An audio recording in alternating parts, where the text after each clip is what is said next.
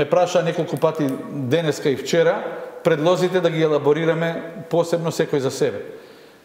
Некои колеги, и новинари најчесто, малку буквалистички ја сватија пораката, дека ако некој ора со трактор, ќе реплицирам зборувањето од еден колега, на ливада или на нива, и во тракторот натре е сам на 500 метра лево и десно од него, дали мора да носи заштитна маска? Па не мора. Па немојте толку буквалистички.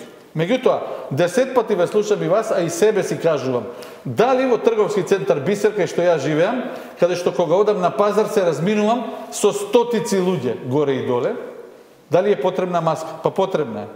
Зборувавме за тоа дека еден облак од причинители на заразни заболувања, што бактериски, што вируси, се мимоилазат со мене и со сите вас што одите горе и доле, кога лицата не носат маска. Киваат, кашлаат, зборуваат или било што прават и ние поминуваме низ тој облак. Хипотетички, на отворено, дел од тие заразни заболувања не се пренесуваат. Меѓутоа, дали цела Европа греши што во сите развиени високи држави имаат наредба за носење на маски?